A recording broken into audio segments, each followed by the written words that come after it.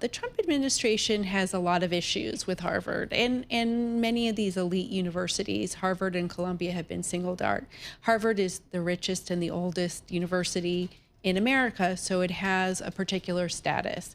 But the administration has outlined several things. In addition to them not doing enough about anti-Semitism, you say they're discriminatory in hiring and admissions. And what does that mean? It's related to diversity and DEI, that they're potentially not picking the best candidates and other candidates are being excluded. He has a problem with the ideological bias, as he said, which is very left-leaning at Harvard, and they should promote more viewpoints than just one. And Harvard has said they don't disagree with him on some of these points, but they don't agree with the way Trump is trying to implement this with, huge financial penalties. And people say, well, Harvard's a private university. Why does the U.S. government have a say in this? And the U.S. government gives universities like Harvard, billions of dollars invest in grants. Grants, it's true, grants and contracts, but the federal government also allows student visas. They allow international students to come to study at universities. Well, not necessarily now. Politico is just reporting, Paul, that U.S. orders halt to student visa interviews. So there is that. Well, okay. So student visas are regulated, through the U.S. government, and Harvard has almost 7,000 international students. If you look at the international community in total, it's more like 10,000 people, which doesn't, the lower number doesn't include people who are here for fellowships or doing research and their families.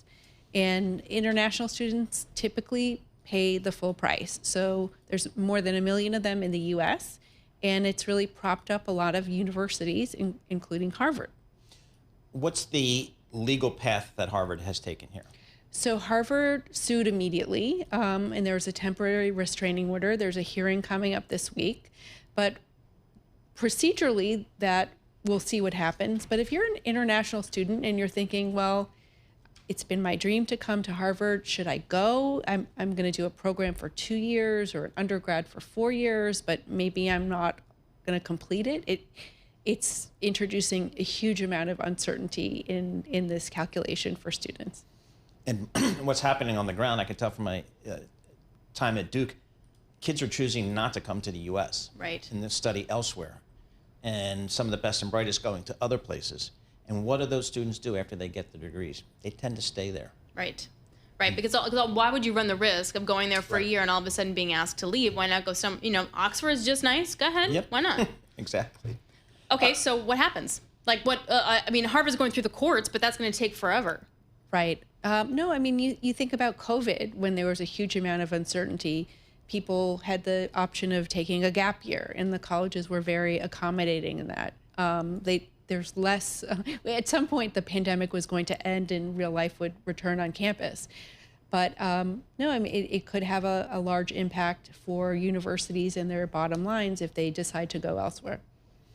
So again, I'm guessing every other university in the country is just kind of keeping their head down, hoping they don't get into the sights right. of President Trump.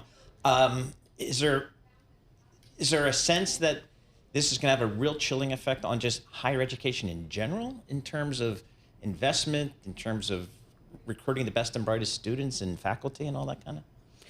Well, there are a couple things going on within higher education. As Paul, the cost of it is something that I don't think any American is going to disagree with. It's very high. Yeah.